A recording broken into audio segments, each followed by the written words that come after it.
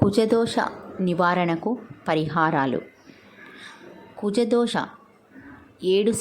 ఉన్నవారు 7 సంవత్సరాలు కనుక కుజుడికి అధిపతి అయిన కుమారస్వామి అష్టకం 7 సార్లు పారాయణం చేయాలి. సుబ్రహ్మణ్యం ఆలయం దర్శనం, సుబ్రహ్మణ్య స్తుతి చేయాలి. షష్ఠి సుబ్రహ్మణ్య షష్ఠి, సుబ్రహ్మణ్య జననం జరిగిన కృత్తికా నక్షత్రం రోజున సుబ్రహ్మణ్య స్వామికి ఆవు పాలతో అభిషేకం చేయాలి. సంతానం లేని దంపతులు 7 ఆదివారాలు కుమారస్వామి ఆలయానికి ప్రదక్షిణ చేయాలి. ఎర్రని పుష్పమాలతో సుబ్రహ్మణ్య స్వామిని పూజించాలి. కుజుని అధిపతి అయిన సుబ్రహ్మణ్య స్వామికి ఉపవాసం ఉండి కందిపప్పు, బెల్లంతో చేసిన పదార్థాలను నైవేద్యం పెట్టాలి. కార్యాలయాల్లో సుబ్రహ్మణ్య స్వామి పటం ఉంచి ధూపదీప నైవేద్యములు సమర్పించి కార్యక్రమాలు ప్రారంభించాలి.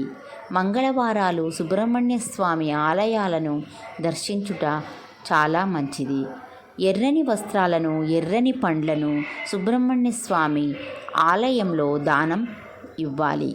స్త్రీలు ఎర్రని వస్త్రధారణ, పగడపు ఆభరణాలు ధరించి దుర్గాదేవిని పూజించుట, అమ్మవారిని ఎర్రని పూలతో సమర్పించి కుంకుమ పూజ చేయాలి. దుర్గాదేవిని స్తుతించాలి.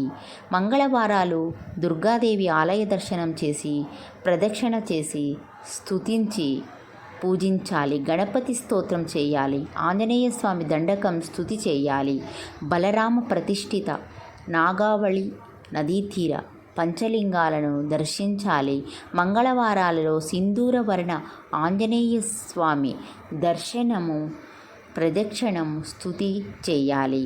మంగళవారం లేక కృత్తికా నక్షత్రం రోజున కుజుడికి శివాలయం లేక సుబ్రహ్మణ్య స్వామి ఆలయంలో 7000 కుజ జప చేయించి ఎర్రని వస్త్రంలో కందిపప్పు మూట కట్టి దక్షిణ తాంబూలాదులతో బ్రాహ్మణులకు దానం ఇవ్వాలి.